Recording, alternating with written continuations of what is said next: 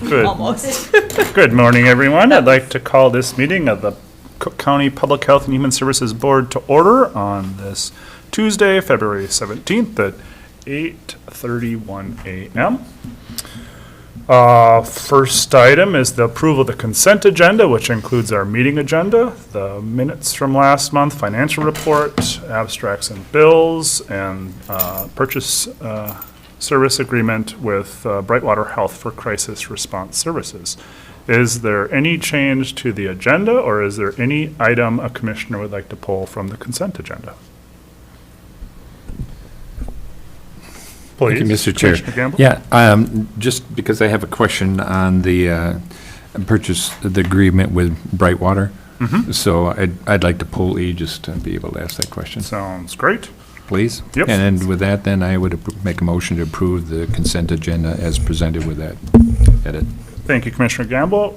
We have a motion. Is there support? Frank has support. One thing I did want to point out as discussion before we approve everything is the change to the agenda from the emailed agenda. It includes an item 5B, which is a contract amendment with Birch Consulting. That's Megan Mose. Just so everyone's aware of that. But other than that, any other discussion? Hearing or seeing none, all those in favor? Aye. Aye. Opposed? Motion passes unanimously. Thank you. We'll move on to, well, maybe we can answer your question first, Commissioner Yeah, that'd be Gamble, if great, that's all thanks. right. Yeah, it just a pretty simple question, and that is this a service agreement with Brightwater. Is that, how has that changed? I'm Sure. assuming we do this, annually, and just wondering to the extent that it's changed from what our previous agreements have been. Sure. It's a bit of a preview for the presentation, so I'm just going to try to answer the question Okay. as, concretely as I can, but then it'll continue on in the presentation. Okay. So under statute, to provide mobile crisis, we have to be able to provide that service 24/7, 365. Right now, the way Brightwater is involved is they are covering the service after hours and weekends. They're also providing clinical supervision. So that portion of this agreement looks the same as it did for 2025. The addition is that we added in a portion that allows for our staff to go to Brightwater and shadow their staff, because one of the challenges we've had with training in staff is our low call volume. So to be able to go to Brightwater and in a higher volume setting, shadow staff that do this work as well, that's now written into the business associates agreement. That's the only addition that's different from what it was in 2025. Okay, thank you, Grace. They also are providing clinical supervision at this point, although that will shift at some point this year, likely, as we have our new behavioral health supervisor on staff and training into her role. How many years have we had this agreement? Oh, I know we had it in 2025, and it shifted somewhat because when the previous behavioral health supervisor was in his position, John Speaker, he was acting as clinical supervisor. So the agreement shifted at some point to include clinical supervision after that role was vacated. Okay. So I'm not sure. I'd have to do some digging as to when we started to have the agreement with Brightwater, but it's been several years at this point. Plowman? Our agreement with Brightwater was signed during my tenure as an interim director because we needed after hours coverage and supervision for our team. So it was signed in 2025. Okay. Yeah, just wondering, given the service provided, that when Brightwater began its operations, if we were looking for that resource and made that agreement at that point in time. So it just sort of looking back and seeing from the standpoint of as a county when we were looking for resources when Brightwater began, and maybe it was my understanding that they haven't been that long standing, but I might be. It's HDC. So Brightwater was formerly HDC. So it is like the after hours and the weekends has gone, I mean, since Yeah. over 7 years. Yeah, The after-hours weekend portion is somewhat separate from the clinical supervision. yeah. So when they started I mean, I'd have to go back into the specifics Sure. of the history as to when they began after-hours and weekend coverage for Yeah. Cook County. And the last portion of that is the financial component as to how we've seen anything change in that regard with this agreement as to the hourly rate. Plum, and I may need to defer to you. I do know at this point the services that Brightwater is providing are covered under the Mobile Crisis Space Grant. So it's not coming from levy, it's entirely coming from the Mobile Crisis Grants that we're providing. And there's not an additional cost to having the ability for our staff to shadow at Brightwater. As to the exact hourly rate, and I'm not going to be able to quote you what that is at this point. And I appreciate the conversation, the context, just understanding as things change, moving from year to year, what we're seeing in that regard, and as we evaluate and see the benefit to us, the addition of being able to shadow is hugely important, so I appreciate it. Thank you. Yeah, absolutely. All right, thank you, Commissioner. Oh, boy, Frank can go ahead first, sorry. So Grace, I just wanted to clarify, when contracts to Brightwater and similar that we discussed in the past come up, is there an RFP put out, or is this like an automatic renewal? Or In this case, how do you choose a provider? In this case, there is not. There's one provider that's been doing after hours and weekends, and so there's not a wide field of providers to choose from. They're the provider that is providing this service after hours and weekends, and so we're continuing to contract with them. So it's a sole provider thing? At They're this the only point. possible choice? Yeah, and I would say, I would probably defer to Kristen as to what our policy is as a county for when we would put out an RFP versus continuing to contract with a provider such as Brightwater for a service like this. Yes, thank you, Grace. So I would consider this like a sole source where, like Grace had mentioned, they have historically provided this service. They're one of the few that provide the service within the location. In terms of a policy, like Grace stated, I'd have to defer to Brady on if we have a sole source policy in place. I'm not certain, but I can look into that. Thank you. And I just did a quick search. The earliest I could find is 2018 for HDC contract. And I think that was from the previous of 2017, but give some context. But Commissioner Sullivan, you had a question. I just wanted to make a motion to approve the purchase of the service agreement with Brightwater Health for the crisis response services. Thank you, Commissioner I'll Sullivan. support. Thank you, Commissioner White. Motion and support. Any further discussion? Hearing or seeing none. All those in favor? Aye. Same sign. Motion passes unanimously. Thank you. Thank you for the discussion. Thank you, Grace and Plowman. And we'll move on to our staff report, Mobile Crisis Response Presentation. Sure, so this will be a continuation of our discussion just now as to mobile crisis response has been a topic that's come before the board several times in past years. And so this will be a co-presentation between Sarah Eisenreich, who's been acting as our mobile crisis response worker since she returned to the agency as a temporary staff in the month of October. Andrea Orest, who's been acting as a project lead in addition to her work as public health educator, bringing with her experience as a contracted employee in the past with Brightwater, who's been providing those after-hours crisis response services for several years.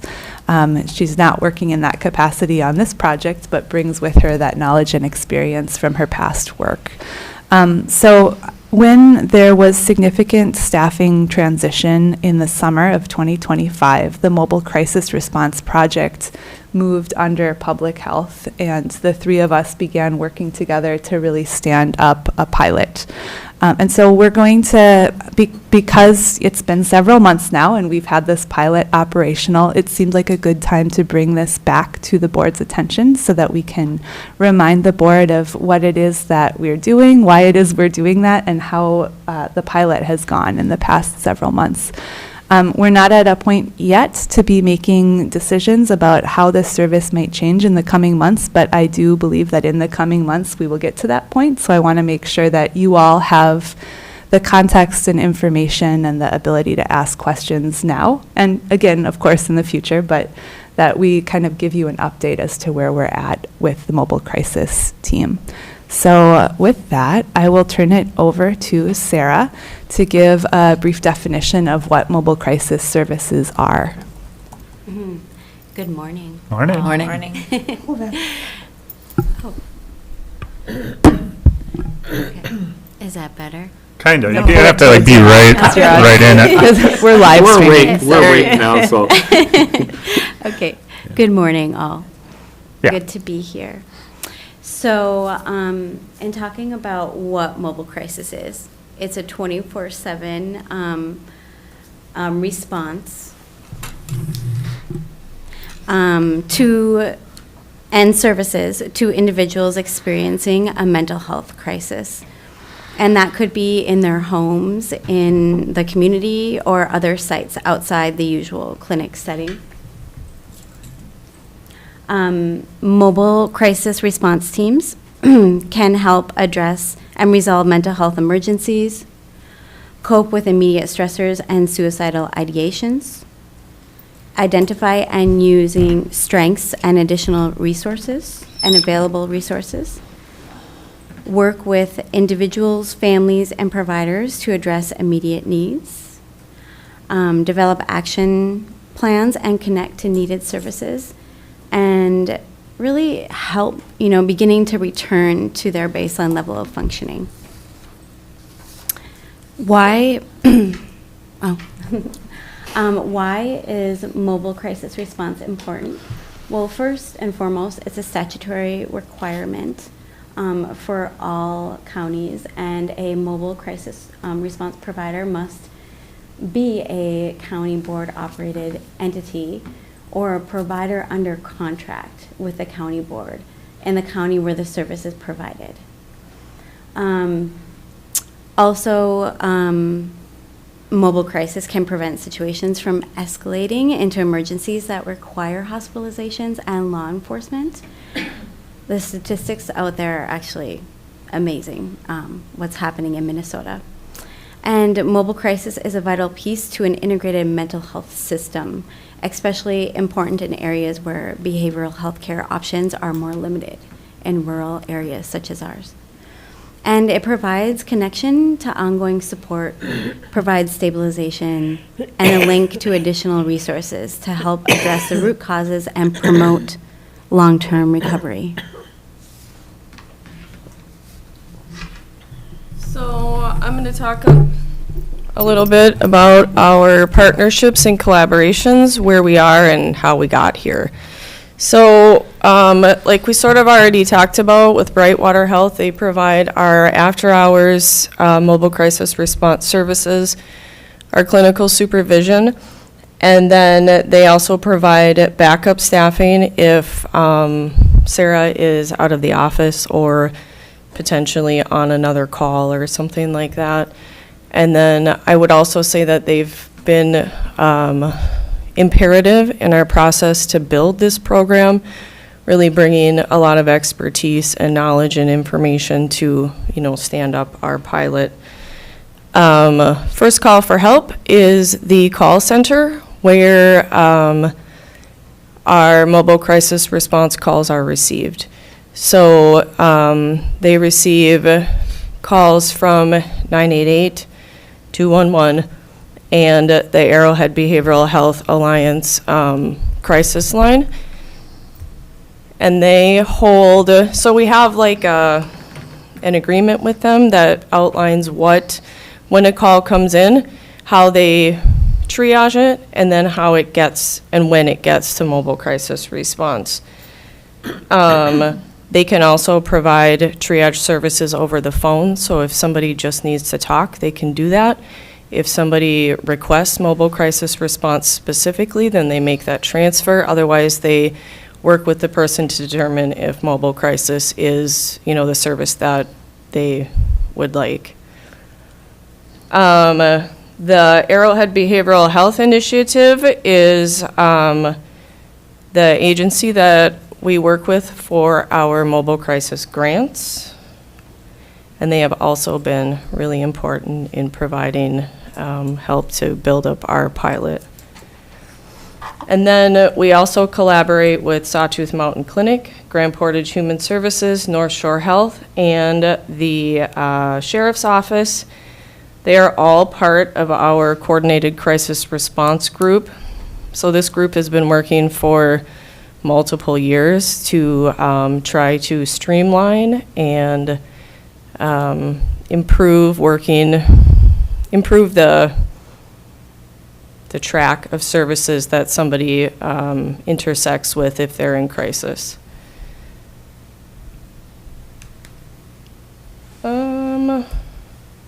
Our current service. Oh, hold on. Too many buttons.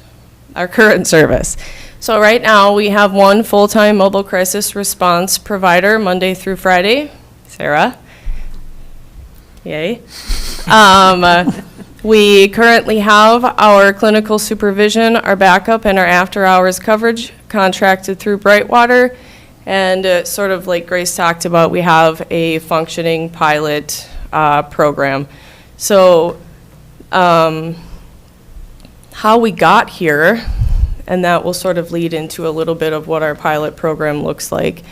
So through the existing grants that we have in place with DHS and through support from Brightwater, First Call for Help, ABHI, and DHS, we had to put the service on hold for a little while until we got that Brightwater contract in place for the clinical supervision.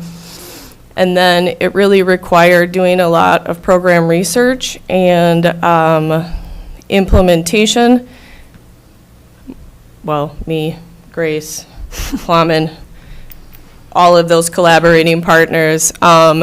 We had policies that had to be put in place that were required by DHS. We really just had to figure out what it looks like when a call comes in, how you show up, how you provide those safety checks and situations for the mobile crisis staff that's going out in the community. And then we also, through that collaboration with the Coordinated Crisis Response Group, have been able to really define what our service looks like through those policies and procedures and things like that. Oh, yes. Okay. So part of our building of the program through our mobile crisis grant, we did a media campaign with Giant out of Duluth. So we put up the billboard back up on the east end of town, a little bit farther out than it used to be. And then we also have paid social media ads for 988. And then we have some print ads that are probably out. I don't read a lot of print things, I guess, but on mobile crisis response. And then we also did 2 county-wide mailers. The first one was in December-ish, and that one was specifically for 988 services. And really, to what I learned through talking with people was that, they didn't know that 988 was a service that they could use, or, when most people think of 988, they think of, like, you have to be in crisis, and you really don't. It's just if you need somebody to talk to and you don't know who that somebody is. But then they can also get you to other services or mobile crisis response.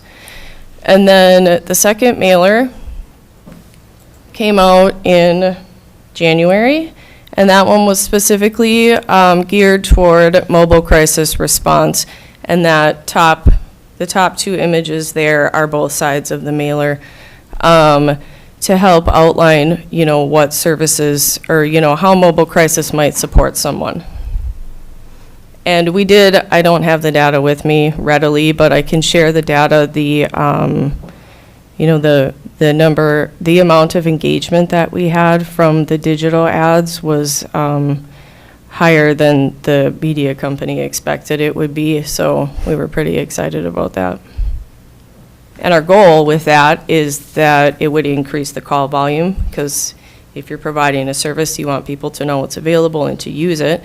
And so our goal is that it will increase the call volume, so we'll be able to track separately through First Call for Help how many calls come into 988 versus the Arrowhead Behavioral Health Alliance is the 844 number that we share specifically for mobile crisis response. And then we can also see how many of those calls make it to mobile crisis, or how many of them just, were resolved over the phone with the First Call for Help staff. And I will add one more thing before I move on. The reason that we use the 844 number, the ABHI line for mobile crisis instead of 988 is because that's also the number that Brightwater uses. So it's the same phone number 24 hours a day. You can access mobile crisis through 988, but it's more direct through the 844-772-4724 phone number. And it's also, it felt natural to share the same phone number that Brightwater was because they're providing the service outside of the hours that we are not. So I can talk a little bit about next steps. So the first one, we can sort of check this one off because we just talked about it, our continued collaboration with Brightwater on service provision. So we are continuing to work with Brightwater for after hours, weekend coverage, as well as backup coverage when we have a staff who is unavailable. That is absolutely key. I mean, to set up a 24/7 service is challenging for larger counties, and for a county like ours with the call volume that we have and the staffing we have, it's extremely challenging. So to have a partner like Brightwater helping us meet that statutory requirement is very important. They've also the clinical supervision is required by statute, and as we are bringing on our behavioral health supervisor, who will eventually take that piece on, it's important to have enough overlap to make sure that she has time to really train into her position. We have continuing to work with our coordinated crisis response team on reviewing the University of Wisconsin Superior Needs Assessment. That will be included with the minutes. It's not something that we need to discuss in detail today, but I do want you to know that it was completed. This was something that was it was a deliverable under the startup grant for mobile crisis response, and that was completed in the fall. We have brought it to the coordinated crisis response team for review, and it's going to be a longer conversation as to how we want the service to evolve over time, but there are some recommendations based on how other small counties are doing mobile crisis that we can look at as we decide the path forward. As I said before, mobile crisis moved into the public health team over the summer. The plan is for it to move back into the behavioral health team, but with support from public health. There's a component of this that is that outreach, education, the trainings that we've done in public health to let people know that 988 is an available service that I think makes it make sense that public health will continue to have a role in mobile crisis, but it won't be the same role that we've been playing to date, just because we are staffed with behavioral health supervisor again, and this is a behavioral health service that we are providing. The next on this list is to research potential options for the provider of record. So we are currently, as Cook County PHHS, the provider of record, which means that we hold the license to provide mobile crisis response services. We are exploring whether would be possible for an entity such as Brightwater, First Call for Help, another community partner, to provide that. However, it is very preliminary. We had a meeting on January 29th, facilitated by Dave Lee, who's been working as a contractor with PHHS. That included partners from Brightwater, from First Call for Help, Grand Portage, the clinic, and it was really just to have an open conversation on what our future options are. So at this point, it was a very preliminary conversation on what the best path forward might look like. As the provider of record, we have our own policies, procedures, electronic medical records, software system. We're really providing this service quite independently with, of course, support from partner agencies like Andrea explained. But the next step, regardless of kind of how this evolves, is to continue to build and refine our program to make sure that we're providing the best service that we can and remaining in statutory compliance with what the state sets out as guidelines for mobile crisis response. I'm very proud of the work that Andrea and Sarah and Plamen have done to set up an operational system in a very short time period. Our call volume has remained low, but that doesn't mean it's nothing. We have had successful response calls where we've gone out in the community and piloted the policies and procedures that we've put out in place. It remains low, but as Andrea said, the communications campaign and some of the partnership building that continues between Sarah and Andrea has really tried to make people aware that the service is available locally so that if people need it, they know how to access it. Which brings me to our last slide here of how to contact mobile crisis response. There's 2 avenues, and they'll both get you to the right place. One is 988. That's nationwide. Then this other number, the 844-772-4724, is specific to the Arrowhead region. So either one of those options, if you're looking for mobile crisis response, will get you back to our local team during business hours, and after hours to Brightwater, who's providing the service at the moment via telehealth. They're also looking for more contracted employees to work within the county during evening and weekend hours. So if you or someone you know are experiencing a mental health crisis or need someone to talk to, go ahead and reach out. Like I said, both of those numbers will get you to support. And I'm happy to take questions or have my colleagues here take questions as well. You have a question? Commissioner White? Yes. Where is the 844 number? Is that just not for the person who's having a crisis? Do they call that, or would that be? Yeah, anybody can call that. You can call that for yourself, or you could call it for somebody else, just like you would with 988. And where is that number plastered all over like 988 is? It's more digits, and it's specific to our region. So the reason for providing them both is to provide options. That the 844 number is a more direct route to get you to our local call center, essentially. So I was just wondering how people find that number. It is on our mailer. Most of the promotional materials have 988 because it's an easier number to remember.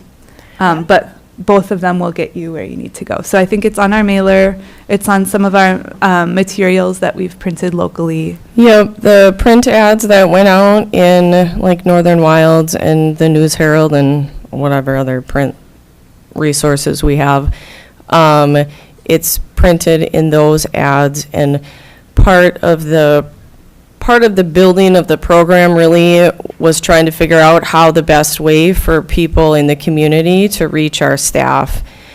And what we decided right away was that calling the front desk was not the best option. So, and because First Call for Help is a professional call center for these type of calls, so through that building out, we have sort of draft business cards, I guess I would say, and they will have the 844 number bigger, but also 988. It's really in the sort of preliminary process of putting that information out. Okay, and then my next question was, or statement was that, in the beginning, speaking personally, I thought 988 was if you were suicidal, not me, but the 988 if you just need someone to talk to. I think that is really an important part to get out, because there are so many people that are so alone, maybe not alone where they live, but alone in their head and don't feel comfortable. But if you're just a phone call away with 3 little digits, they might hit bottom and decide to dial 988. Right, and that was sort of when we worked with Giant on the first round of the media campaign for 988, we really stressed that, we wanted that message to come out also, because it's called the 988 Suicide and Crisis Hotline, right? So, I think the billboard, hold on. Oh, yeah, you can talk about the small stuff too, is the message that, they created around that. So hopefully, that message is getting out there. And I have one more question, promise. If I can read my writing. Shadowing. How many of our employees would shadow? How long does that take? Is it a day? Is it a 2-day? Is it an hour? Just curious. Well, the first step was to get into our business associates agreement the ability to shadow, to have our county attorney look at that business associates agreement and make sure that it was up to our standards, and for Brightwater to do the same. So that's the point that we're at right now. Sarah would definitely be going to shadow, and likely also our behavioral health supervisor. Those are the only 2 staff that we've identified at this point who would go. And we haven't worked out the logistics of when. I'm hopeful that, within the next month we can set something up, and whether that looks like, they're going, staying the night and having like 2 days there, or if they go and then come back, it's still to be determined. I would assume it would be one of the 2 options. And then we'll have to work out long-term what the right cadence feels like, because I do think it is best practice to have somebody frequently, witnessing in-person responses, given our low volume. And if we have grant money to support that travel and shadowing, I think it would be a good use of our resources, but we don't have a specific plan built out yet. I'm sure we will by the time we meet again in March. We'll hold you to that. No, thank you. Thank you for that information. Frank? Grace, I work much better with concrete things rather than general things like behavioral mobile crisis response. Like, I want to get down into the dirt and say, what does that actually mean? Okay? So I have a visitor, my son comes to visit, and he's going through what I consider a crisis. He's not suicidal, but he's ranting, he's raving, he's throwing things around the house. I dial 844-772-4724. Who do I get on the other end of the line? I think I'm going to Business let hours. Business hours. Andrea and Sarah take this one. So no matter what time you call the 844 number or 988, all of those calls are answered by First Call for Help, which is the call center out of Grand Rapids. Okay. And I tell him my son's going crazy, and need help. So what they do is they would probably start by asking safety questions first, to determine if it's a call that they can field with you, or if it's a call that would be more appropriate to the sheriff's office. Mm-hmm. And so then they go through a screening process and they ask questions. I don't have it pulled up, but they go through the screening process that asks, questions like, are you having thoughts of suicide? Are you having thoughts of harming others? There's, a standard set of questions. And through that process, then they would work with you or whoever the caller is and potentially then, if it's a third party that you're calling on behalf of, the three of you would work together to determine if a mobile crisis response staff is what the service that they want or that you want. And then they would engage, they would transfer the call. Does that mean, okay, so we get through the screening process, okay, he's not a threat to anybody else right now, we don't need an armed response, which is a parent who has had experiences like this, extremely reluctant to call police because I don't want my kid shot. But it definitely needs some kind of help. Does somebody drive up to Gunflint Trail, or do we try to get on Zoom, or? Well, first of all, that's a decision that the person gets to make on their own. Excuse me, the person that's in crisis? Yeah. Well, he's in crisis, he's not, okay, all right. I'm not gonna argue Best with it. practice Okay. is that the mobile crisis response person shows up in person and provides that face-to-face response. So, we have to go through, so the call would be transferred to the mobile crisis response staff.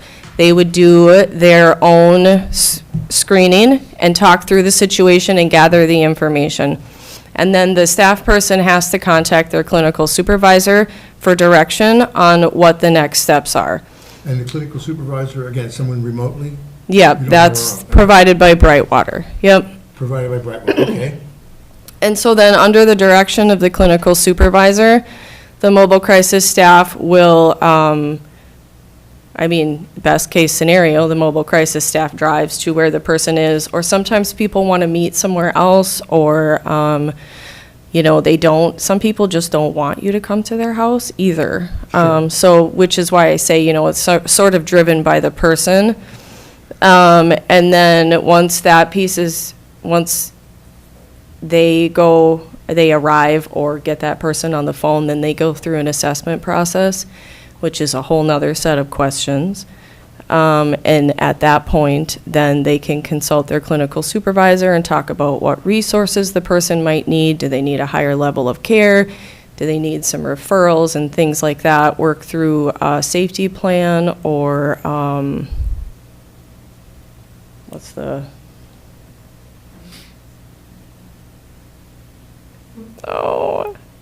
something like a safety plan. Safety. I'm sorry. All this during business hours, and you're not doing shadowing in Duluth or something. You would actually be the person who either responds on the phone or drives up or whatever. And outside of business hours, the Brightwater send somebody up or put somebody on the phone?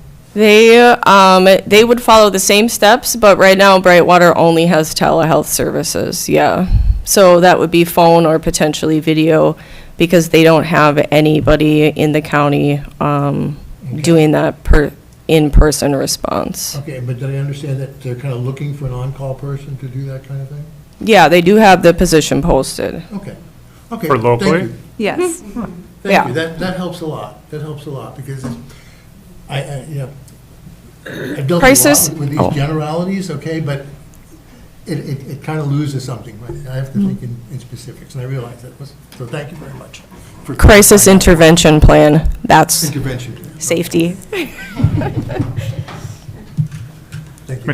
you. Thank you, Frank. Commissioner Campbell. Thank you, Mr. Chair.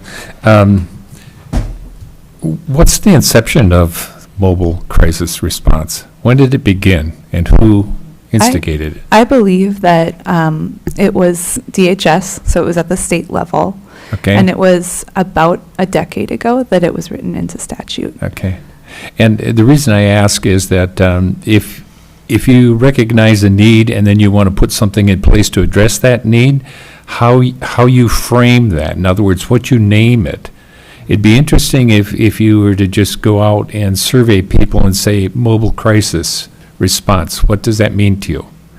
And what you have to do is that if your name isn't reflective of what the service is, then you have to couch it in language that supports what it actually is, and then it gets elongated. That's why with the short number, we're trying to, given the nature of what it is, the service we're providing, we're trying to make it succinct so that people it's a response, and we want that to be timely. Mobile crisis response, the first time that I heard it, sounds like, given where we live, that if I've got somebody that's stranded up in the boundary waters, I have somebody that goes and helps them.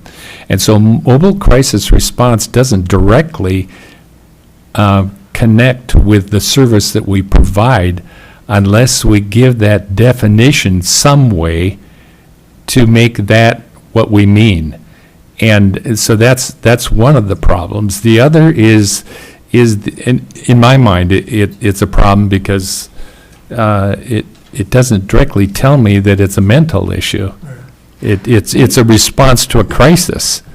I But- think I will say that we have several ongoing projects associated with this service. One is to let the community know what it is that we do Sure. and how they can access it. Another is to work on the prevention side of things. So to do some of the community mental health trainings that we've done in the past. So mental health first aid, for example, or Andrea and Sarah Waddle will be doing a training called Comet with Higher Ed later this month that is really helping people support other people by recognizing signs of mental health challenge and support mental health well-being. I can let you say more. That's my general understanding of the Comet training. But so that general community kind of first aid type training related to mental health is one piece of this, so that hopefully people will seek out support before it reaches the level of crisis. And the other is to let them know, if they are needing immediate support that mobile crisis could provide, what does that mean? How do they access it? Those are both ongoing projects for our department for the rest, for a very long period of time, because they're projects that take a long time to come to fruition, but I feel like we've made some good progress in those areas. Yeah, I think that, before we really started to promote what the service was, we had to be able to provide a service and meet those requirements. So now that we're at that place, we can really start to focus on that outreach piece. And I'm also doing a presentation at the Emergency Services Conference in May on mobile crisis, and I'm doing it with Molly Johnson from Carleton County, who is our Regional Suicide Prevention Coordinator. So we're doing a dual 988 mobile crisis presentation at that conference, so that will help bring that level of information to the service providers that attend that conference. Yeah, so my question is first, do people understand what it is? And if we, like to Frank's question, and just practically speaking, that we have to do a lot of marketing so that our branding is associated with the service that it's providing. The other is, and you made it, Andrea, your comment about the correlation between policy, statute, and whatever, in what we're able to do. And in the discussion that Frank brought up too, in the scenario that he presented, consent is sort of foundational. And this is where I see the conflict, is that a person in need who is not thinking rationally and is in crisis, and we recognize it, and we want to help that individual, but if the consent doesn't happen, we don't fulfill the need that we say that we're providing. That is very, very frustrating. And so what I would say is that all parties that are working together, whether it is the legislature, whoever drafts the policies, that if our policies encumber our ability to do what we say we want to do, we've got a problem. And in personal experience, dealing with a number of individuals, I cannot believe the nature of what defines crisis and our ability to respond when we don't have consent for the person that is creating the crisis, both for themselves and for others, because our policy encumbers our ability to respond. Right. I guess that's true. We can only provide service if somebody consents to it. If somebody is a danger to themselves or others, then we have to involve law enforcement under the statute. But we can provide support to someone sort of working with somebody in crisis, right? So if I have Yeah. a friend who is in crisis and I don't know how to support them, they don't want the support themselves, I can get that help for myself to try to figure out how to help them and build that process with them maybe, which is partly what the COMET training will be about. It's sort of a pre-QPR, so it's really connecting with somebody before they get into that feeling of crisis. I would also add that the person in crisis really gets to define what their crisis is. So That's a tough thing. it's very broad. And that's why we have the expertise of clinical supervision to really walk the staff through what the steps are and what needs to be done. And one other comment, and thank you for the time and the conversation, is that this is a pilot program, theoretically, that we are running. And if you identify up front what it is you hope to accomplish, what this will provide by way of service to our community, if you can clearly identify those things up on front in a pilot program, in order to evaluate that, you have to be able to connect those objectives when you do your evaluation. So when we look at all of these things, and then we say, how effective are we? What gets in the way of being effective, and what can we do to change that to be more effective? So I would just encourage that we can learn as much as we can, because we see that there's certainly an accelerated sense of crisis that's existing for multiple reasons, and our ability to respond to that is hugely important. So thank you for your work. Thank you. Commissioner Gamble, any other questions? All right.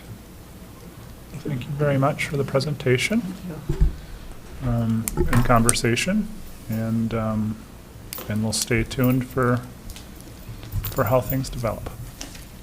Have a great day.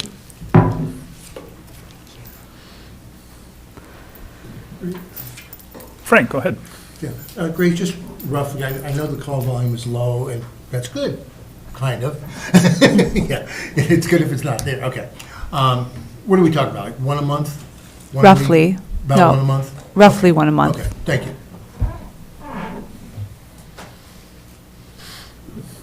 This moves us on to our director's report. All right. Well, I'm going to start with staffing updates and our org chart, which, if you pull that up, looks very similar to the way that it looked last month. I will note that late Friday afternoon, we did have an offer accepted for the public health supervisor position, which is very exciting. Avinash Sukwal, who goes by Avi, has accepted an offer for the position with a proposed start date of April 1st, 2026.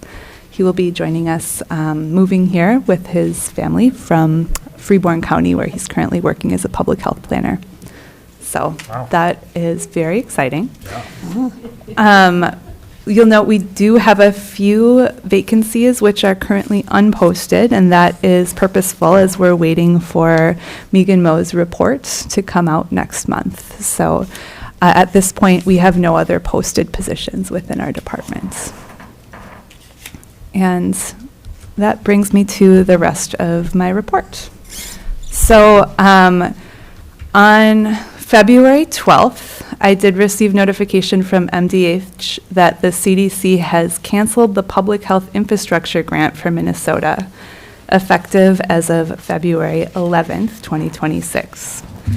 Nationwide, 107 health departments across all 50 states received this funding, but only Minnesota and 3 other states are having these funds canceled. Later in the day, on the 12th of February, MDH noted that Attorney General for Minnesota, Keith Ellison, and other attorneys general from 3 other states filed a lawsuit challenging this federal action. Late Thursday, a judge granted a temporary restraining order. This is in effect preserving the funding while the case proceeds and will remain in effect for 14 days. For context, this is a grant that we have locally. The grant period runs from March 6, 2023 through October 30th, 2027. Our original grant award was for $30,728, and we have $20,979 remaining to spend. This funding primarily has supported travel and training for public health staff, with the possibility of using these funds to support public health staff time, though it is currently not budgeted in this way.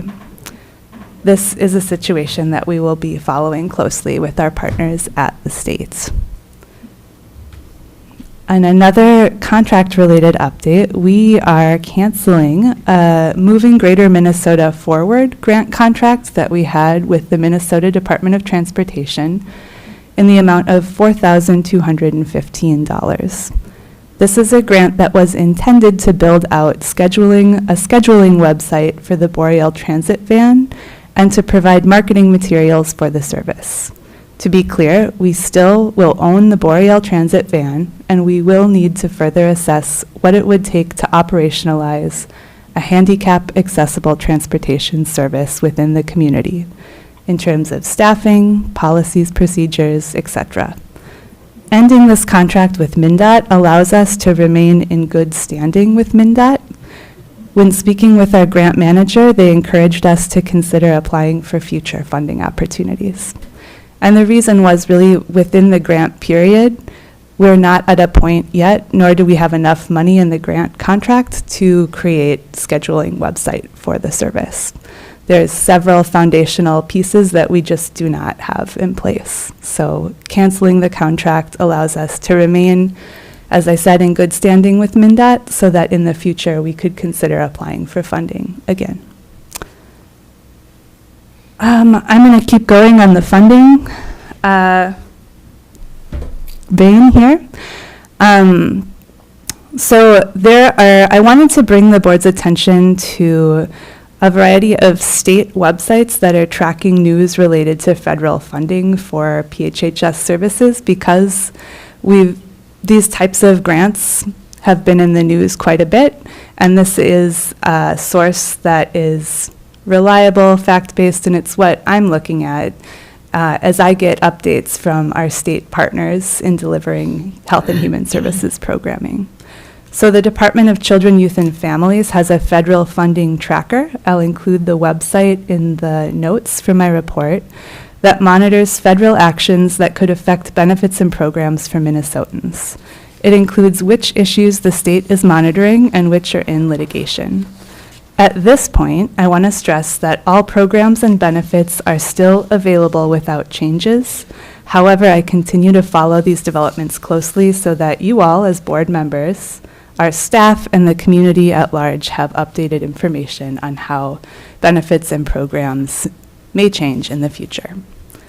DHS has created a fact check page, which I'll also provide in my notes, that provides accurate information on fraud in Minnesota, as well as what state-level officials are doing to fight against fraud in state-administered health and human services programming. This is in addition to a program integrity site that provides detailed information on what the state is doing with regards to fraud and state-administered programming.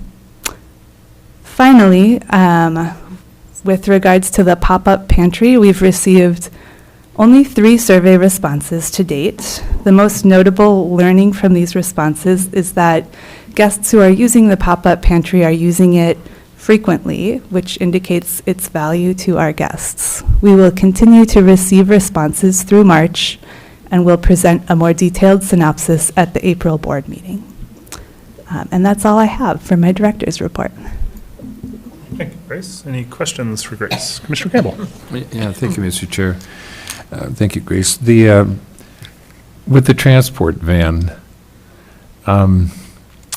that was given to the county, correct? Donated to the county? We did purchase it using grant funds. So my understanding, and the question I have is that if we have a transport van that we acquired, that came into our possession, that it would seem that the organization that brought that to us would have asked up front whether or not it's something that we could actually use and implement. And I don't know if there's other counties that, provide that service and we learned how they handled it. But certainly if I understood that we had received that van given to us, and then we're going, well, what are we going to do here? And if it means that we have to hire staff and insurance and all this kind of stuff, it might be something that we're not capable of doing. And whether Arrowhead Transit, has an option, or how we deal with this, as opposed to the situation that seems that we find ourselves in right now with an asset that we can't use because there's costs associated. So that's my question. I think it's the challenging reality of the depth and breadth of turnover that we've had in our department in the past year. That the staff who originally took on conceptualizing the project and seeking funding for the project are none of them are with the agency, and we've had to really focus in on being able to provide the mandated services that we're required by statute to provide. And that's not to say that handicap accessible transportation is not important. It absolutely is an important service to provide to the community. And it is a service that we are going to have to look at more closely as things stabilize within the department and we have the ability to look at what it would take to fully operationalize Boreal Transit. And I think we will have to ask ourselves the question, are we the entity that's best positioned to do this work, or is there a partner, such as you mentioned, Arrowhead Transit, that would be willing to take that work on? So I fully recognize that those are unanswered questions that are before us at this point. And so this grant with MnDOT was one small piece of a much bigger puzzle.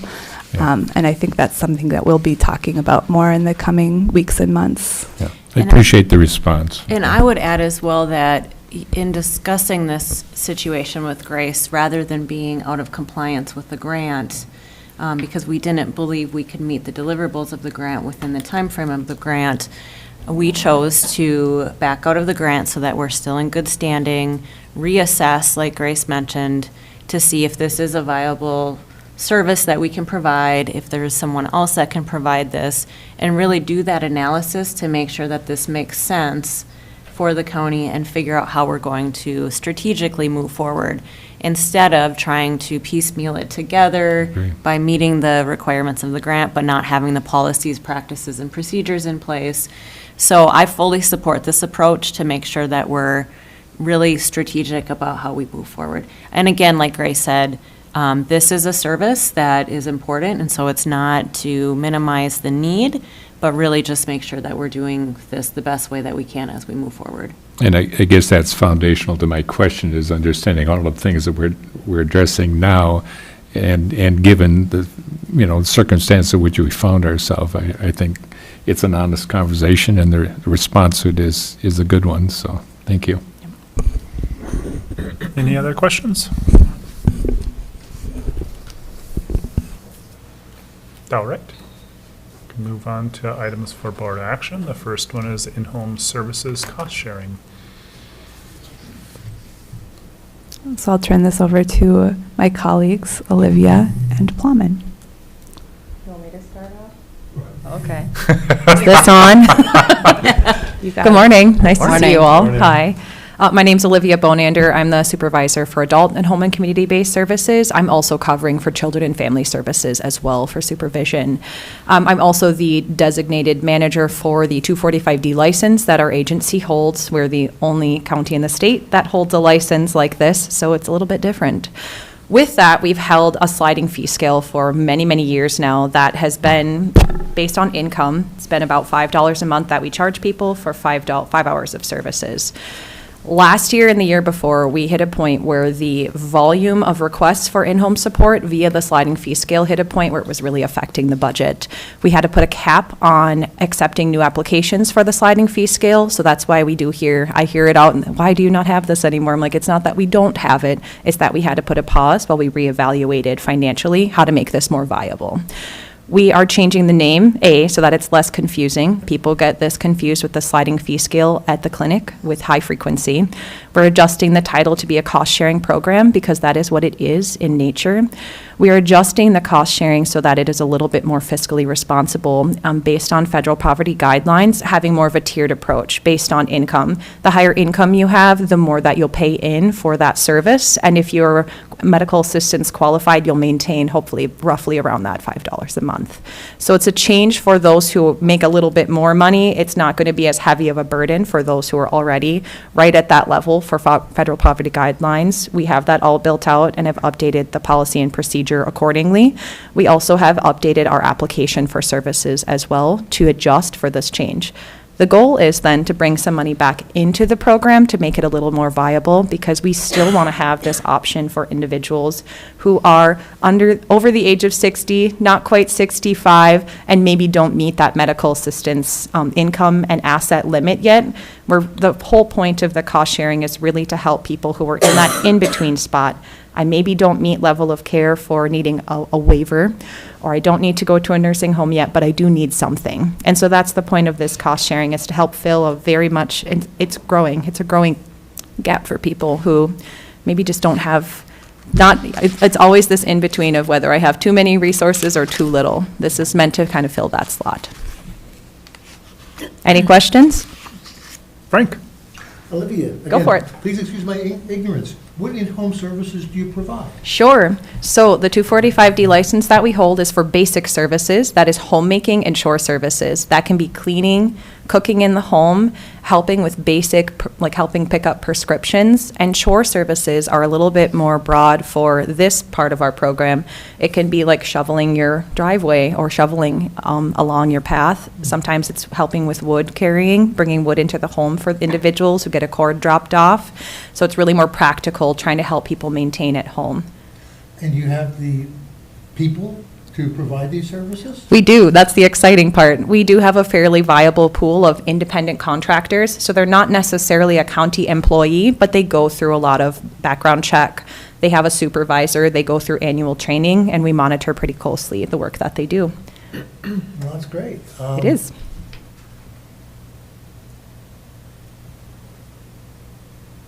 Thank you. Yes. Ginny, Commissioner Starley. Hi. What is the age range? Ages 60 and above, and also anyone who's certified disabled through Social Security or SMRT, the State Medical Review Team, which is a tier down from Social Security disability status.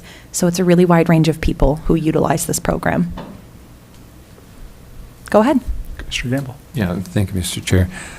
Thank you, Olivia, for the presentation. I would say that we are aware that the people, as they age, that living in the home that they're familiar with is part of what contributes to their sense of well-being. They feel safe, they're familiar with all of that, and in-home care services is something that enables that to happen. So as people age and they're wondering how they're going to be able to maintain their residency, in-home care is a real gift. So. It is. That's why we're happy to try to provide and maintain this program as best we can, while also being fiscally responsible at the same time. Can you give us an idea of the scope of the program? Is how many hours a week or month are you providing to the people? That's a good question. So we have, I think, roughly 20 providers right now, and they're providing, I sign the timesheets. It's like a stack this big every month. For some individuals, it's upwards of 20 hours a week. For those on this cost share program, it's 5 hours a month that they are allotted. And we also have private pay options, so people can hire these independent contractors and pay them privately, which we don't track as heavily because that's between that individual and the contractor. But I'd say on average, for people who are receiving this service, it might be anywhere from 2 to 10 hours a week. And roughly? How many people? Maybe 50. Thank you. 55-ish. We do have a bit of a waiting list. Go Plowman, he might know.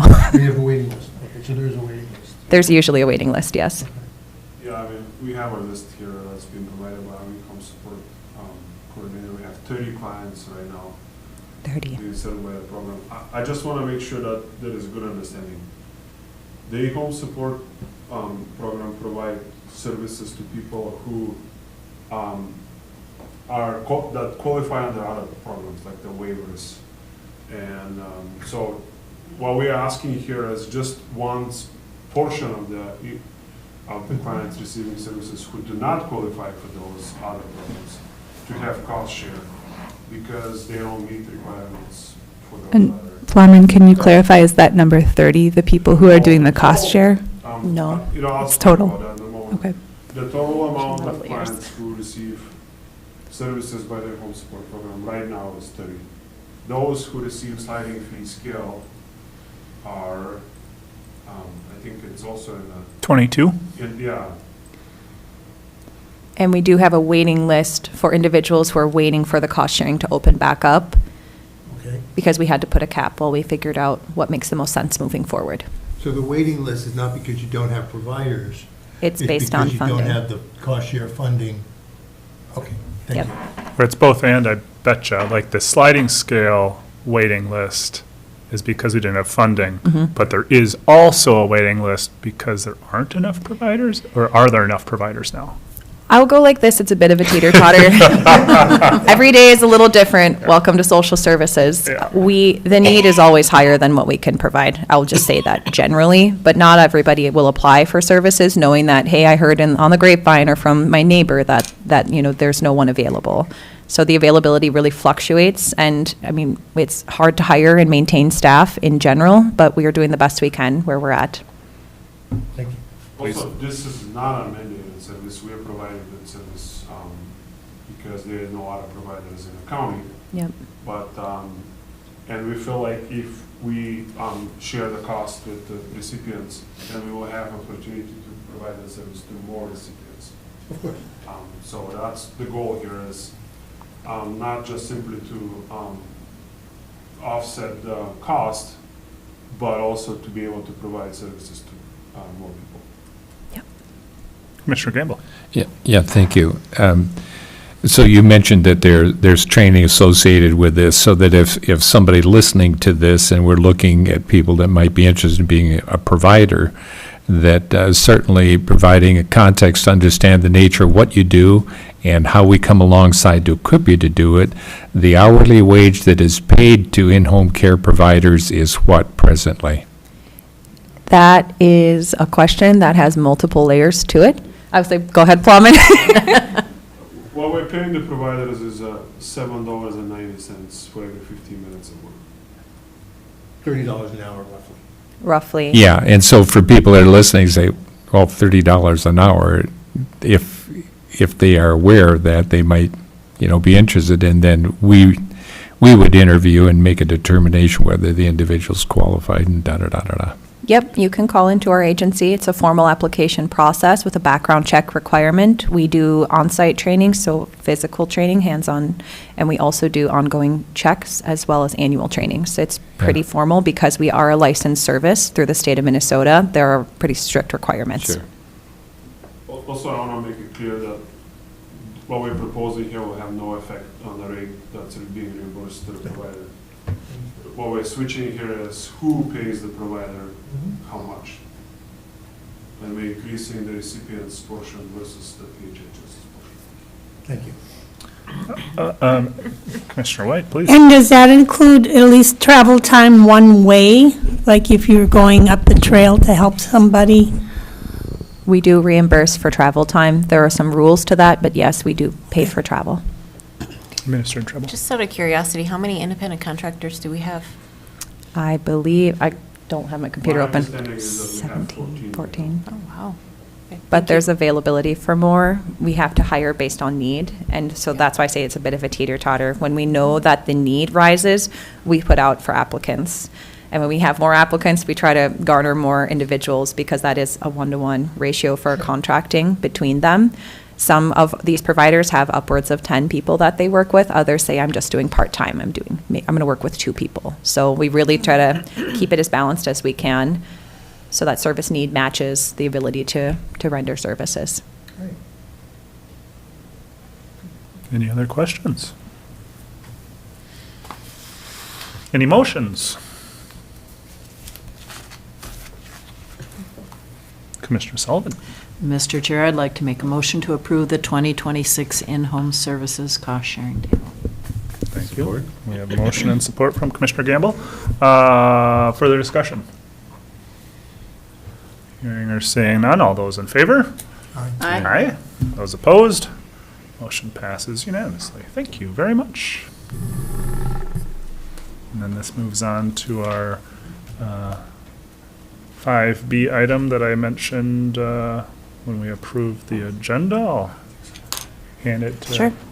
I can get this one started, and then Kristen, if you want to chime in, we can work on this one together. So this is an extension of the contract with Birch Consulting. That's Megan Mose, who's providing an assessment of our department that will be presented at the March PHHS board meeting. And the reason for amending the contract was to add a component that's ongoing consultation and coaching to me as I implement the recommendations in Megan's report, as well as to extend the end date to allow for that ongoing consultation with Megan. And I would add that this is an additional, approximately an additional $5,000 that we're adding to the contract. Like Grace mentioned, for coaching and support for her, once we receive the report. We have received a draft report, and it is around, I think it's 57 pages, if I'm not mistaken. It is. So make sure you block some time on your calendars before the next meeting to review that before she presents it. But it's very thorough. She has a number of recommendations, some things that we're already implementing. But I think having her partner with Grace over the next year to help to ensure that we're successfully implementing those recommendations will be very helpful to us. And so that's the reason that we really want to move forward with it.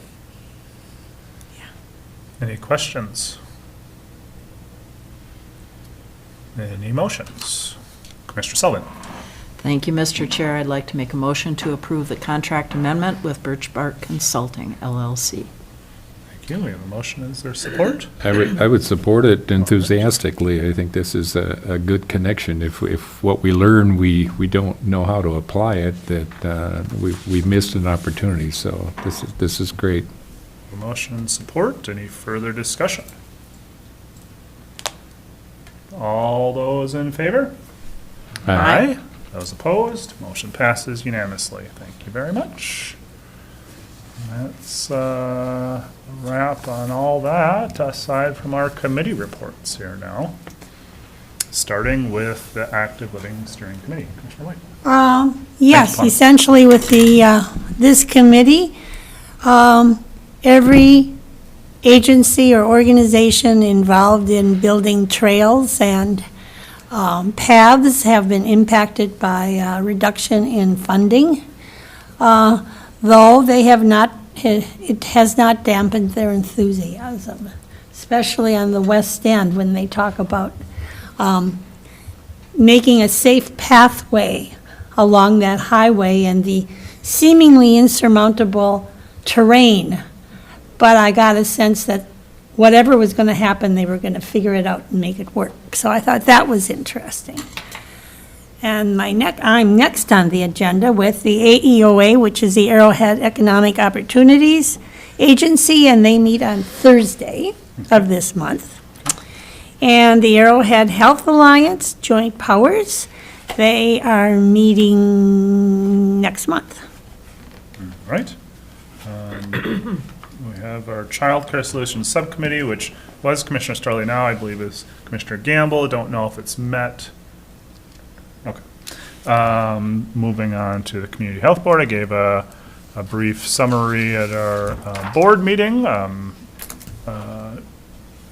Just to recap that, the Good Doctors conversation was around vaccines and vaccine rates and SD. Oh, yeah, touche. Thank you. But if Frank, if there was anything else you wanted to add regarding the Community Health Board, We talked about the measles Yeah. vaccine and, There were a couple things. One of them, just a little bit more on the vaccine recommendations. One of the significant things is that generally insurance companies pay on recommendations. In Minnesota, they have been paying on Minnesota's recommendations based on the professional associations, the American Association of Obstetricians, Pediatrics, and so on. So even though they are not following CDC guidelines, the insurance company is still covering what the Minnesota recommends. Out of the, I believe, 17 recommended childhood vaccinations, that's been reduced to 11 at the CDC level. But we're continuing to maintain all of them, including human HPV, which has been reduced from a guideline of 3 shots to 1 shot. Okay, but again, in Minnesota, we're following the full recommendations of the 3. The other thing I wanted to, and I have some more information if anybody wants more particulars. The other thing I would like to mention was that I have been chosen by the Community Health Board as the alternate representative of the Community Health Board to the Minnesota State, gotta remember this name now. Shack, that's all I know. Shack, yeah. I can fill it in. It's the state. State Community Health Services Advisory Council. I am the alternate representative of Shack there. So I will be, I guess, also reporting on what goes on at Shack at our quarterly meetings. It's most excellent. I really appreciate you stepping up there and Yeah. being really, Should be a different overview from the county level up to the 4-county level up onto the state level. Exactly. I will see. yeah, no, it's awesome. Oh, shoot. Oh, yeah, and one of the things I talked about at the previous meeting, just the regular board meeting, was the in particular, the measles vaccine rates dropping, but then where there are outbreaks, them spiking. Yeah.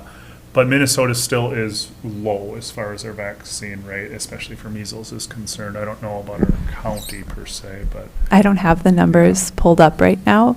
One thing that's challenging is sort of what the denominator is when you look at vaccination rates. But maybe we can do this at a future board presentation, and I'll come with more data to back it up. But when you look at the rates, sometimes they'll look based on grade level. So if they're looking, for example, at kindergarten MMR coverage, we're talking 40 kids. So the percentage can vary very widely with a denominator of 40. But there is a concerning dip in vaccination coverage for measles through the MMR vaccine. And I know that our local schools, when a person registers their child for school, they do need to send their immunization records, and that the schools have been doing follow-up with families to ensure that if there's a child enrolled that needs update to their vaccination record, that they're receiving outreach through the school or the school nurse. And that's, we also have an ongoing collaboration between Andrea Tofty, who is, in addition to our emergency preparedness coordinator, our infectious disease coordinator, working with Sawtooth Mountain Clinic on projects related to following our vaccination rates and creating specific strategies to boost them when we see them lag. The other thing I might add was just regarding federal grants and the infrastructure grant, public health infrastructure grant. I'm getting emails, it was almost a play-by-play from the CHB. At this point, the CHB staff are not affected, but I guess there is some administrative costs that the CHB will have to carry. And I think that was the latest email, but just wanted to give a heads up there. Commissioner Mills, Please. CHB. Community Health Board? Okay. Yeah, thank you. I believe one of those people whose funding would be affected is Jenna, who I believe sits in the county.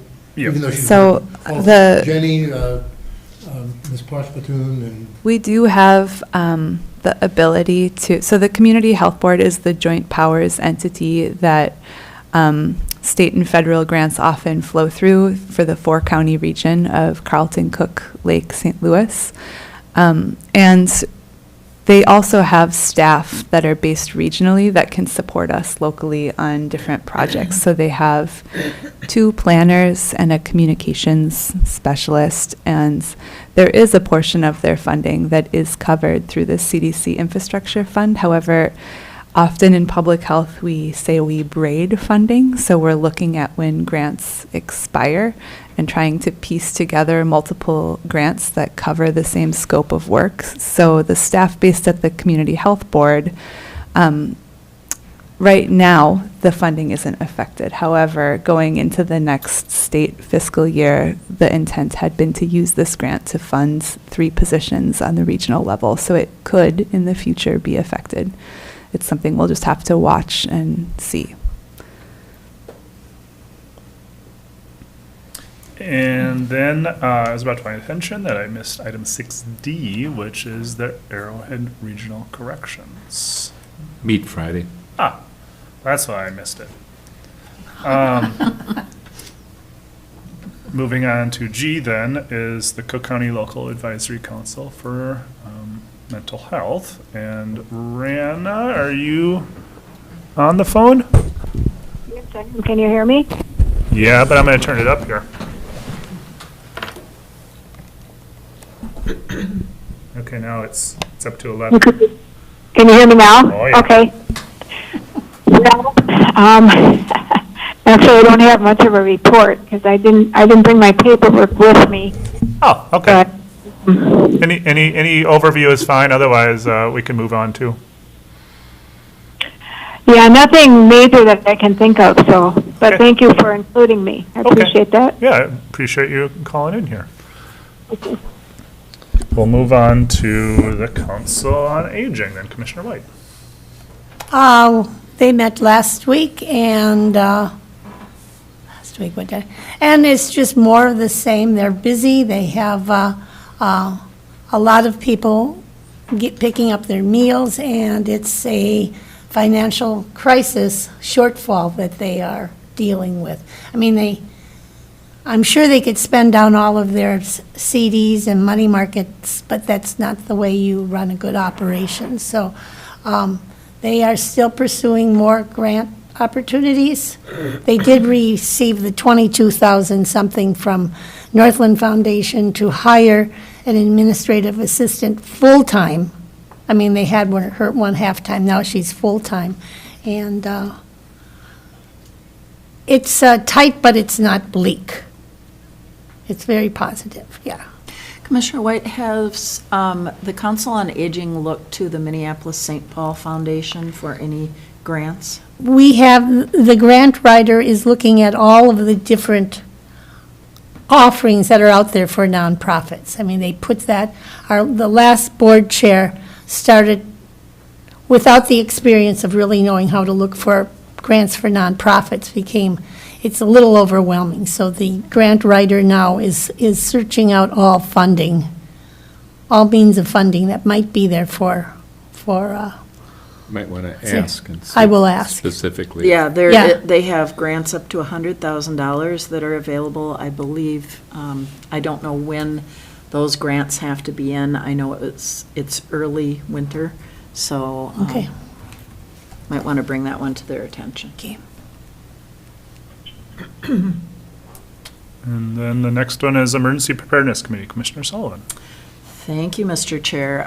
We had a great meeting last week, and Andrea Tofty was unable to be with us, but Grace led us through a tabletop exercise where we talked about warming shelters, and there were 2 scenarios, kind of a short term, maybe less than a day, and then an overnight. And it was a great activity in that it caused me to really think about all the many things that have to go into place when we do something like this. You think it's simple, somebody just calls that we're going to have it, and it gets out on WTIP and it happens. Well, there are a lot of different things to consider. There's activation criteria. How long are we going to be without power? Is it a short period of time, a long period of time? What are the temperatures outside? And do the places where we consider opening a shelter have ADA accessibility? Do they have a generator? And probably that generator question was the biggest thing to talk about, because backup generators really need to have, be in place and have enough fuel for, several days potentially. So anyway, we talked about just power and heat and safety, volunteers helping out, but also that we have staff from PHHS, which will be working. We talked about food, water, storage of medications that need to be refrigerated, communication plans, transportation, documenting who comes and who is staying there. What else did I miss, Grace? We talked a lot about coordination among the different entities that would be working behind the scenes to coordinate opening a warming shelter and getting the word out to the broader community. That was quite a bit of the conversation as well. So I think it was really good to talk about this. Let's hope that in the next day or two, we aren't activating this plan, but if we do, we've had a bit of practice with this tabletop, and it involves, planning for safety and warmth and basic needs, and we know how harsh the conditions may be in the next couple of days, so I'm really glad we selected this particular tabletop, and I want to thank Andrea Tofty for planning this event. Commissioner White. Were the West End with their emergency shelter, are they part of the plan? Are you part of the plan? They are. There's West End representation in the emergency preparedness group. And so the West End group, they can call on the county for assistance, or they can, operate largely independently. The offer is there, the connections are there, and so they were part of the tabletop exercise last week. And do you have a generator? Mm-hmm. Okay. It's taken us 3 years, but we got it all put together now. Yeah. Well, let's hope we don't have to test it tomorrow. I know. Testing is probably okay. Commissioner Gamble? Yeah, thank you. Question I have, if discussed when it comes to individuals that are not aware of the provision. Just read the other day with all the snowfall, 95-year-old woman, and 118 inches of snow, found under that 118 outside her door. So we probably have a number of individuals that might not be mindful of the provision that is in place, which means neighborliness or people that are mindful, but that would be one element that should be discussed, is how do we make sure that this service is and provision is available to people that might not, have communication awareness, contact, or anything. So that's one of the elements, and that's basically going to be people that are neighbors that are aware. Right, absolutely. Andrea led an initiative last year, which we still have the materials from. Some of them are on our website, but there's also physical magnets that people can hang up in their house that give you the steps of how to prepare for a prolonged power outage, which often goes hand in hand with winter weather and storms. We also have worked with care partners, and their staff is also able to preemptively talk through with clients and older adults how to come up with a plan before an event happens. But in terms of communication, our primary channels are the radio and online, so either social media or our website. So recognizing that doesn't reach everyone, the alternate strategy is radio, and in that anticipatory guidance prior to an event happening, that checking on a neighbor portion of it is a big part of the plan, because even if we are consistently online and on the radio, there still will be people who don't hear the message, and so neighbors checking in on one another remains a really important strategy to helping members of the community who might be isolated and unable to travel to perhaps a shelter location. Thank you. And we did talk a great deal about communication with the public. It's really nice that now WTIP is part of this group. And Kirsten Wisniewski was there, and I feel like we have a really good partnership with them. And it all works well while the power is on. Get out your crank radios. I mean, they can get it out of the station, but people need to have a backup Right, battery radio or something. correct. And that's one of the things we talked about with go bags back when we were looking at fire emergencies, always having that radio with batteries, a crank, solar, a variety of things to keep communication at the forefront. Frank? Yeah, I was actually kind of surprised, monitoring the upcoming weather, that there was nothing at all about emergency shelters or anything like that. The problem is, number one, yeah, once your radio goes out, an announcement that emergency shelters are available over the radio really is not going to be very helpful to very many people. And online, social media, even less. Do we have a functional reverse 911 system? And do we have a functional cell phone alert system? In other words, not a pull where I have to call somebody or go somewhere, but where alert. messages will come to me. Yeah. Code red. We do, code red, like Commissioner Sullivan mentioned. I should also mention that Mike Keyport is planning on attending a webinar this afternoon at 3 o'clock about the upcoming weather. And so as we have more information available, we will share it via the channels that Grace has mentioned. Go ahead. If I may. And the biggest thing is check your neighbors. I mean, you know where they are. You know where they, whether or not they like Where they people. Yeah, you know where they live, so just check in to make certain. And then I think it's also that if something happens, that they know that, I don't know how they would get information out to say, oops, I think maybe I should leave. There might be people that, just the neighbors that could get you out. Maybe not happily, but.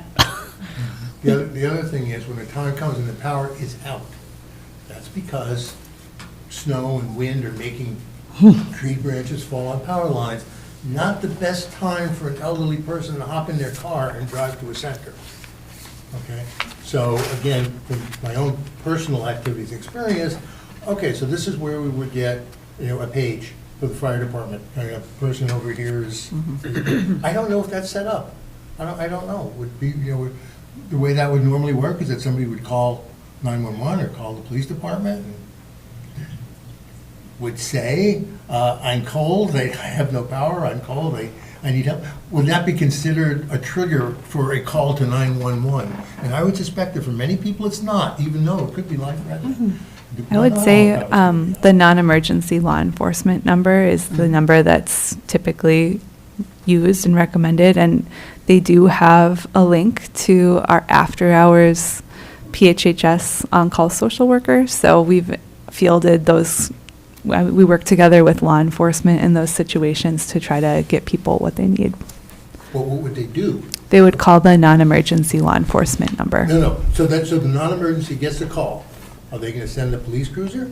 How many police cruisers are there up on? I think it depends quite a bit on the situation. So we've gotten calls in the past one of the things with prolonged power outage and shelter is how many people are affected. And if it's a situation where it's very few, there's people who have multiple sources of heat in their house, but let's say it was only electric and there's a power outage and we know that there's, but some people will go to family and friends' houses. Some people don't have that. So if we get kind of a one-off call, we have helped with hotel for some people if they don't have the means or the social connections to have a place to stay, because we have to weigh the cost of staffing and setting up a shelter versus helping in sort of a one-off situation. So that's been something that social work staff have done. But it's a conversation, right? Because sometimes somebody just needs to be prompted, oh yeah, actually I do have a friend. They have, multiple heating sources. They live a mile away. Maybe my best bet is to reach out to them.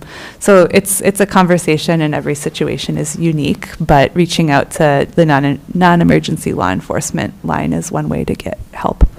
And I would add as well that if we are looking at opening the warming shelter, it would be a conversation between Mike Keyport, our emergency manager, the sheriff's office, PHHS, and myself to make that determination, to make sure that it's needed. And like Grace said, weighing all of the options. You know, is there a one-off need for a hotel, or is there a larger, broader community need at that point where we need to open that up? Mr. Campbell. Thank you, Mr. Chair. I think the important thing, because we can't cover everything, but it is being proactive, and I think that's where the tabletop experience is important. There's a lot of things from an information standpoint that we can assimilate that unless we walk through some scenarios, different personalities respond differently to, crisis, and therefore walking through some of these things helps to broaden our response to need. So I think, Red River Valley, have they ever had a flood come springtime? And those experiences teach those that are entrusted with the responsibilities of the well-being of our community to anticipate and to look at things the best that we can, try to cover our bases in that regard. So that proactive approach is, I think, a strong message to the community that we're thinking about it, we're aware, we know our local area, and we're trying to put in place things that can respond when need does arise. But it all boils down to human relationship, really. And when we are neighborly and cultivate relationship in that regard, the best response is people that know you and know your specific need and know the resources that can respond outside of what we can provide. So, Absolutely.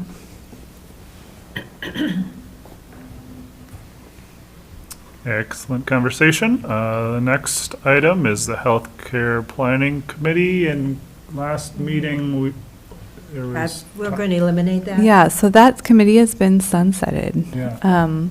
We're talking about really building up provider representation on our PHHS Advisory Council, because there is significant crossover between those two groups, but just ensuring that all of our provider representatives are invited and aware that their presence is welcomed at our advisory council. So, Thank you. Northeast Minnesota Office of Job Training Program, Commissioner Gamble. Any updates from that conversation? yeah. Bylaws or That joint powers? continues. or- We were going to determine the joint powers as to requirement on that, so. Not yet, okay, thank you. NACO, anything there, Commissioner Stormy? Okay, yes, of course. But I will just congratulate Frank for going ahead to join SHAC. It was an organization that has been at least 3-4 years in the shaping of it by a former commissioner who retired now, Sheila Kaskaden. And we had a lot of conversation about the parameters and what would be included and all of that. So you're the recipient of a well-put-together group. And I am working my way through tons of documentation on what they've done and what we're doing and what's going on. You will. So NACO, National Association, over 3,000 counties. So we have some briefs we put together for the national organization in Washington, D.C. I'll just mention basically there's a lot of concern about mental health, substance abuse, Medicare, federal, state, and partnership with Medicaid, local crisis response efforts, enhance funding for local rural health programs, support rural emergency medical services, but we've added a new one. And that, I'll just briefly summarize it because it's quite a few pages long. But we are to urge our members of Congress to modernize the Medicaid Institution for Mental Diseases. This was formed back, probably, I would say, they suggest it was actually talked about 20 years ago. And as a group, we resurfaced it because of where we are now with mental diseases. So basically, it is to provide more services for mental health and substance abuse disorders in treatment facilities with more than 16 beds. So here in Minnesota, Duluth, I think, is working on some facility. Maybe, is it Anoka that has some facilities? So we don't have a whole lot here in Minnesota, but we are a group of about 35 people. So we're taking this as a response to several people in the country who really feel that this is important to bring to the surface, because we have outdated limitations that prevent counties who provide the funding and the operation for this health system to meeting increasing community needs, driving patients to emergency places or jails, or leaving them with insufficient treatment. So this was the last new one that we added to the discussion in Washington, D.C. Thank you.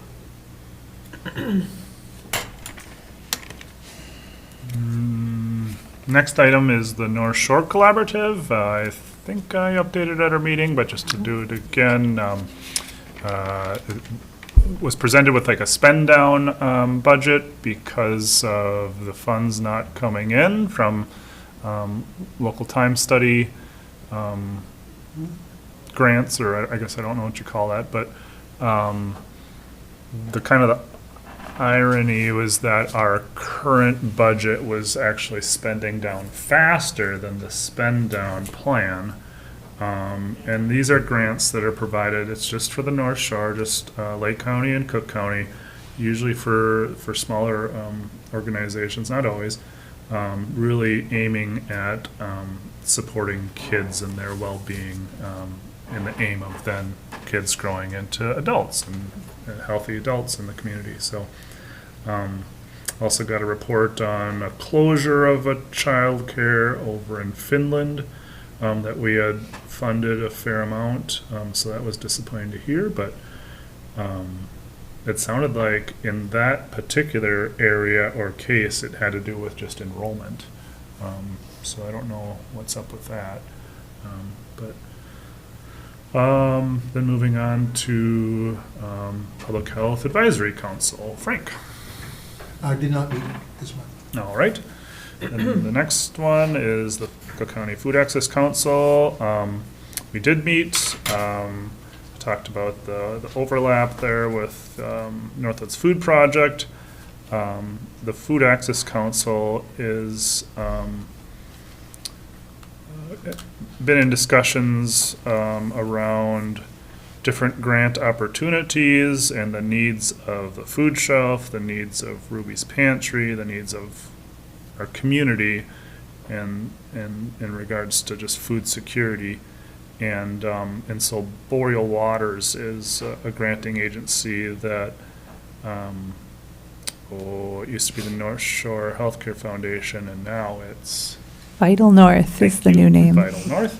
They're going to be pursuing this grant that's supposed to be a transformational, a system transformational grant. It's over 3 years, $100,000 each year, looking at a way to make food security more of a reality for more people in the county. And so the food shelf has the super shelf model in place now, and there's been rave reviews and success. There's a strong demand. One of the things they're saying is we need a larger space, and won't the county do something about it? And I said that that's a good idea, and that it seems like a very good thing to support. Ideally, we wouldn't need it because everyone has food security, but they don't. But I just planted the seed that as we talk about the capital improvement plan and just what changes might happen with the recycle center budget shop or might not, that potentially there could be room for a larger food shelf space if that building ever happens. And that's years and years out, but that's kind of what they were also thinking, is something bigger like that. But that'll require a lot of planning, a lot of discussion, and it's a ways down the road. And they understood that, but they're happy just to hear the thought, so. Anything else I want to share there? Couple programs is the Food RX, I think I talked about, it's a pilot program at the clinic and getting prescriptions for food. And there's 10 participants in this pilot program, and we'll see how that goes. And then, the overlap with the Northwest Food Project is just getting more food, fresh food, whether it's gleaning or just leftovers from the market to, say, the food shelf or people in need that could really use it. I saw a hand. Frank? Yes, thank you. I wonder if the courthouse pop-up food shelf, how well-known that is. And I was wondering if there could be a little sign or a little handout or poster or flyer at the main food shelf, which most people know about, when they go there, just let them know that there's a business hours pop-up food shelf, walk in anytime, no registration, available in the courthouse lobby. That's a great idea. Just let them know. Yeah. I can ask Christina, because she's the facilitator for the Food Access Council, and she's also done the promotions for the pop-up, so I can ask if there's something that's already in place. Thank you. Yeah, that's a good idea. And I would just add that the donations are not as robust as they once were at the pop-up food shelf. So just, again, notifying Yeah. the community that if you have food that you would like to donate, that you can drop it off during business hours at the courthouse at any time. And those who are in need of food, you can, like you mentioned, you can come and pick up food at any time during business hours, Monday through Friday. I wonder if WTIP would be willing to, would be willing to just run a couple of PSAs on there. They have in the past, and we can certainly include this in additional updates as we move forward with them. It's the Swiss cheese. It's a Swiss cheese approach, so just because they run it 3 times doesn't mean that the people who know it have heard it. It's Commissioner Gabbard? Yeah, thank you, Mr. Chair. On that topic, many of us recall that with tourism, every community had their separate tourism association, or it wasn't an association, it was their tourist group. And then they combined that effort into one voice. And I think when we look at a community at this food issue, we've got multiple voices, and it would be good to step back and look at this as something that is stronger because of the association and working together. And if we do that and we look at it, we can find out, and this can be true through focus groups with different demographics, how we best address that need at these different levels, and then put together something that says, if you're in need of resource relative to, food, here's the resources that we provide as the county.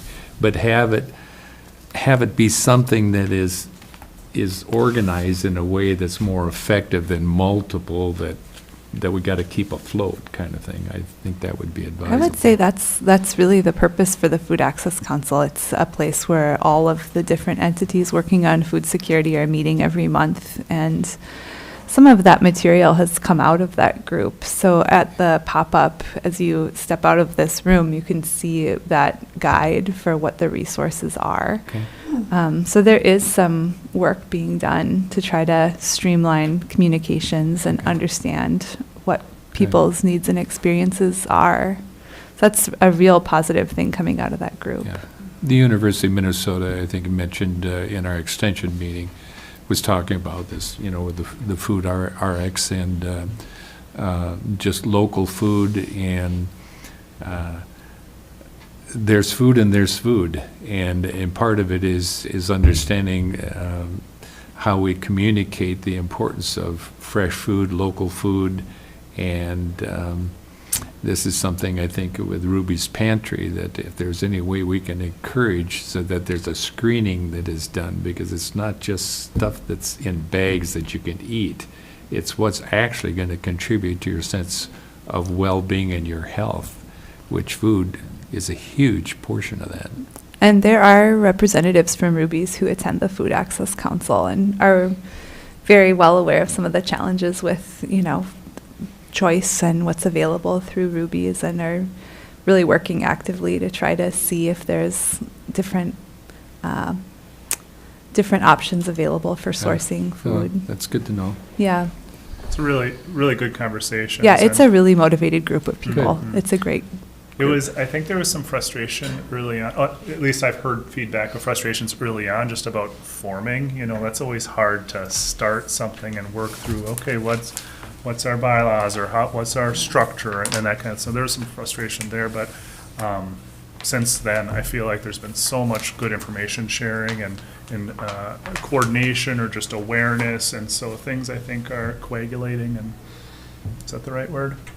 Mm-hmm. Okay. Any other thoughts? Else, there's last for the good of the order? Else, we're adjourned. Okay, thank you. Thank you. Thank you. You need a, let's see, or something? I know. Okay, okay. There's a lot of discussion that is sort of on the surface, but what is underlying, that is foundational to Yeah. that, is really, really important in structuring how you address. Yeah. Safe talk travel. about I would like it. to And sometimes you talk about it from a sense To of, donate here, do you know if there's one particular category that's used more than others? That's what I'm trying to I jump don't, in. because people Bring it. buy in if we understand the why. I mean, with your I think- Christina children, maybe you're said always was trying to get them to understand it's not because Oh, I'm sure, your like parent, toilet I'm telling you paper, to, it's at the tampons, end of the, soaps. why Yeah, you eat but this I know as opposed to this at this it time kind of day, but. of comes and goes But in anyway. ways, but I think And Grace has I a mean, read too, and this- what the, yeah, which Yeah. things we're gonna. Yeah, okay, thanks. Because I'm going to the grocery store maybe, Yeah, before because I have another meeting before after it this. snows, you better. Hey, I have milk, eggs, bread, and toilet paper. We're good. Yeah, what else do you need? There's enough other stuff. It's amazing what you can